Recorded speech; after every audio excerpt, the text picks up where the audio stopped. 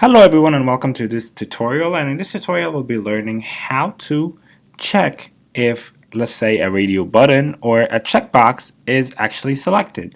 And what I mean by that, if I go to a website such as Facebook and I'm trying, let's say, to log in or actually sign up, if this is selected like this, that means it's selected.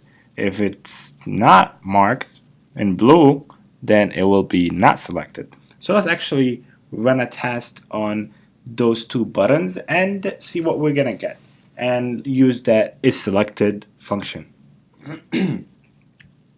Excuse me. So first thing that we need to do is actually get the web element of that button. So I'm gonna write radio because it's the radio button, and this section, which I got it from last time, I'm gonna write radio dot is selected, and if it's selected, I want to write radio button is selected, and in the other case I will say radio button is not selected. Alright, so let's actually go and get the element ID of this button. So this button is just input type radio. Alright, input type radio.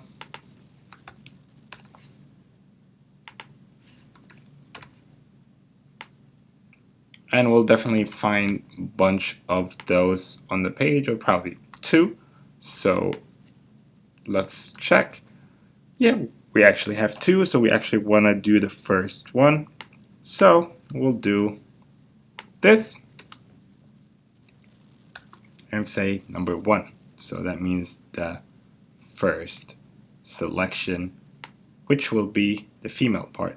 And when the page actually loads, none of them are selected, so we should get an error saying that is not selected. So let's actually give it a try and see what will happen. So we launch, actually I launched learnitbro.com, so that will give me an error. I should do Facebook right here. Let's rerun it.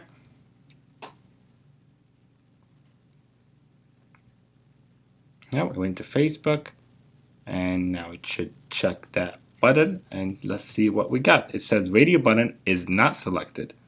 So let's actually quit out of those, and let's actually select that button. And to select that button, all we need to do is actually just click on it. So I'm gonna do radio.click, and that should select that button. Now let's run it again, and that last run we said that it was not selected. So let's see what will happen in this run.